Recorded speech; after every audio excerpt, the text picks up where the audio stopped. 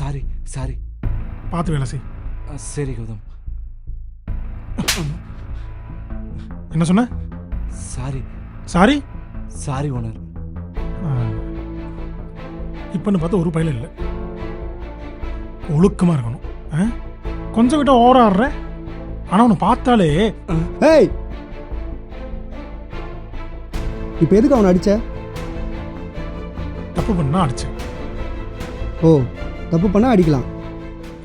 தாராளமாக அடிக்கலாமே. அப்போ யார் தப்பு பண்ணாலும் அடிக்கலாம்ல? இந்த கடையிலே அதிகமாக தப்பு பண்ணுறது நீ தான்.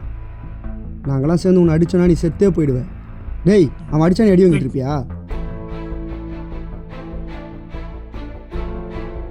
இருறா ஒன்று.